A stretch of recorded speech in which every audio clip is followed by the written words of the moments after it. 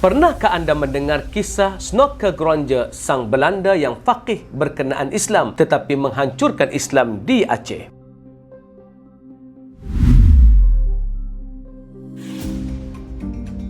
Snoeke seorang yang sangat unik kerana dia cukup tekun mengkaji Islam dan begitu fasih berbahasa Arab. Asalnya, dia seorang Kristian Protestan yang taat. Jiwanya memang condong kepada agama. Dia mula belajar di Universiti Leiden pada tahun 1874 dan kemudiannya menerima gelaran profesor 7 tahun kemudian. Snoeke seorang yang fasih berbahasa Arab, bersunat dan berjaya berguru dengan ulama di Mekah. Apabila Belanda ingin mengetahui lebih lanjut pasal Islam, konsul Belanda di Jeddah masa itu, Johan Cruyff, dah baca penulisan Snoeke dan dapati dia cukup bagus untuk diberikan tugas mengkaji berkaitan Islam. Maka dihantarlah Snoeke ke tanah suci Mekah, tempat yang haram bagi bukan Islam untuk masuk. Snoeke lalu menganut Islam kerana ingin masuk ke Mekah. Pada 1885, Snoeke menukar identitinya sebagai Abdul Ghaffar Al-Laidini. Snoeke melafazkan kalimah syahadah di hadapan Qadhi ataupun Hakim Ismail Agha. 3 kali dia menyuarakannya dengan keras untuk meyakinkan Qadhi. Sesampainya di Mekah, Snoeke melihat keindahan Kaabah dan meminum air Zam-Zam sambil menghantar sebotol air itu ke Leiden untuk rakannya, seorang ahli kimia, mengkaji. Malah Snoeke turut berguru dengan ramai ulama di sana. Selain bergaul dengan penduduk Nusantara yang tinggal di Mekah, dia juga sempat berjumpa dengan ulama besar Mekah, Said Ahmad Zaini Dahlan. Selain berkahwin dengan seorang wanita di Jeddah, dia menguasai hampir semua kitab tafsir seperti Tafsir Baydawi, Tafsir Al-Bajuri, Al-Iqna' dan kitab Tuhfah dipelajari sungguh-sungguh dan mendalam. 2 tahun kemudian, Snoeke kembali ke negaranya dan menerbitkan buku bertajuk Mekah yang menjadi cukup popular dalam dunia intelektual Eropah. Setelah itu, Snoeke dikirimkan ke Aceh sebagai mata-mata bagi pihak Belanda. Aceh adalah wilayah yang belum dapat Belanda kuasai sepenuhnya. Misi Snoeke adalah untuk menjadikan Aceh wilayah kekuasaan Belanda. Sesampainya di Indonesia, Snoeke dilantik oleh Belanda sebagai peneliti pendidikan Islam di Bogor dan guru besar bahasa Arab di Batavia, yakni Jakarta. Pada tahun 1890, Snoeke bernikah pula dengan seorang anak bangsawan pribumi untuk mendalami lagi pengetahuan adat dan budaya masyarakat tempatan. Dengan bermodalkan kefasihan berbahasa Melayu Aceh dan pemahamannya yang sangat baik tentang Islam, Snoeke masuk ke Aceh yang ketika itu masih dilanda peperangan. Dia menyamar sebagai Haji Abdul Ghaffar sehingga berjaya dianggap sebagai ulama dan mempunyai hubungan baik dengan para tokoh adat dan ulama Aceh. Selama setengah tahun tinggal di Aceh, Snoeke akhirnya tahu tentang punca sebenar kenapa wilayah itu cukup sukar untuk ditawan. Menurut Snoeke, semuanya berpunca kerana pengaruh Islam dalam masyarakat serta peranan ulama dan pembesar Aceh yang mengobarkan semangat menentang penjajah. Maka cara terbaik untuk mematahkan semangat mereka adalah dengan taktik divide and impera, yakni politik memecah belah. Antara cara yang perlu dilakukan adalah dengan menyebarkan masalah khilaf dalam masyarakat agar mereka bergaduh dan akhirnya berpecah. Laporannya ini kemudiannya dibukukan dalam tajuk The Aceh,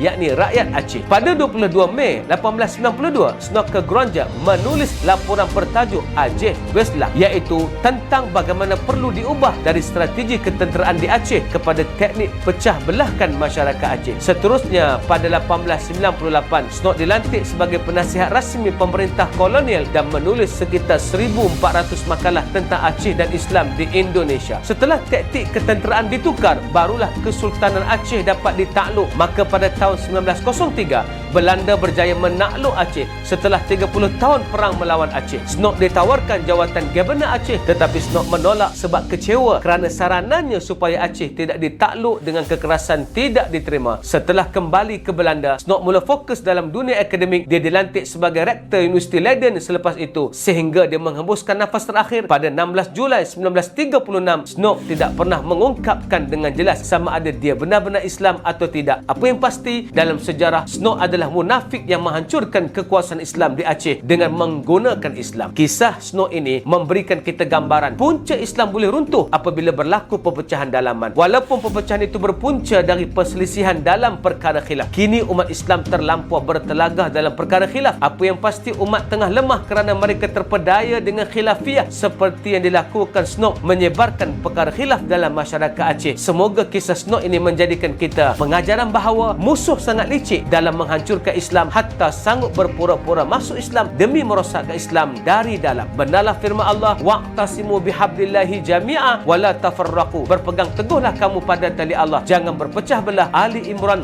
103. Ayuh transformasikan diri kita, jangan terpengaruh dengan agenda perpecahan dan jadilah mereka yang menyatukan. Assalamualaikum.